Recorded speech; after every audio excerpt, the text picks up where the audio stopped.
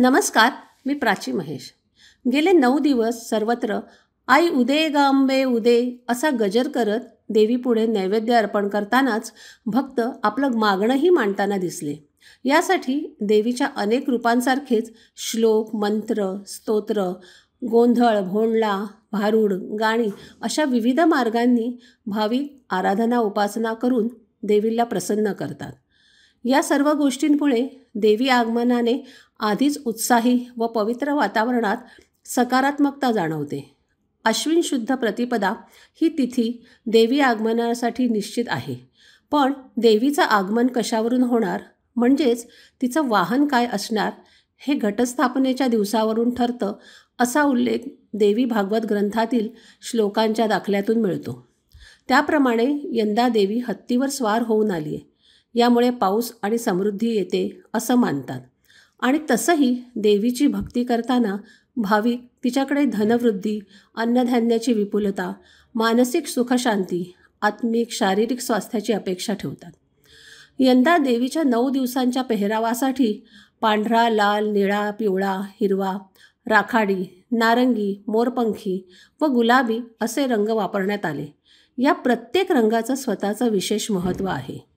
असं विविध रंगांनी नटलेल्या सर्वमान्य देवी रूपांपैकी देवी शैलपुत्रीच्या माहितीने या उपक्रमाची सुरुवात झाली आणि पुढे मग त्यातूनच संपूर्ण भारतभर असणाऱ्या काही शक्तिपीठातील देवी किंवा काही वेळा फार परिचित नसणाऱ्या नावाच्या देवींविषयी माहिती मांडली.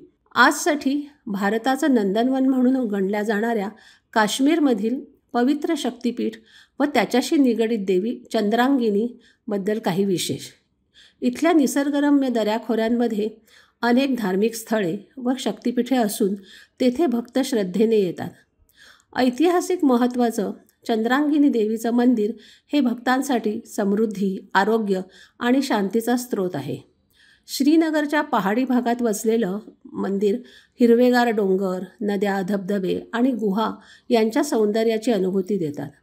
यामुळे भाविकांसाठी आध्यात्मिक शांततेचं आदर्श ठिकाण म्हणून गणलं जातं. पुराणकथांनुसार देवीने या भागात वास करताना भक्तांना समृद्ध जीवन व कुटुंबात सुखशांती राहील असा आशीर्वाद दिला. स्थानिक लोक देवीला चंद्राच्या ऊर्जा आणि सौंदर्याचं प्रतीक मानतात. स्थानिक पुराणांमध्ये नमूद केल्याप्रमाणे देवीने या परिसरात अन्न, जल आणि संपत्तीचा पुरवठा सुनिश्चित केला. मंदिरातील मूर्तीच्या आकर्षक रूपाला तिच्या हातातील अन्नधान्य व आशीर्वादाचा हात यामुळे भक्तांना मानसिक शांती लाभते. पर्वतीय सौंदर्य व हवामान यामुळे हिवाळा तसेच उन्हाळ्यातही भक्त शांततेसाठी येथे येतात. हे देवी मंदिर पारंपरिक काश्मीरी शैलीत बांधलं आहे. त्यात मुख्य प्रार्थनास्थळ, हवनस्थळ, भक्तांसाठी विश्रांतीस्थळ व प्रवेशद्वार यांचा समावेश आहे. अष्टमी, नवमी व वसंत ऋतूतील धार्मिक मेळावे यातील उत्सवांमध्ये स्थानिक विशेष पूजाविधी होतात. यात भक्तांसाठी भक्तिसंगीत, स्थानिक कला प्रदर्शन यासारख्या बाबींचा समावेश असतो.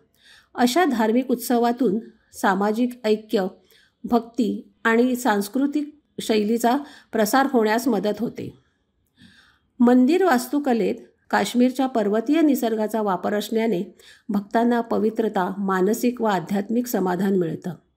अन्न व जल यांनी भक्तांचं जीवन समृद्ध करणाऱ्या देवी चंद्रांगिनीची आराधना, पूजा अन्न, जल, फुले, दीप, मंत्रोच्चार यातून केली जाते. धन्यवाद.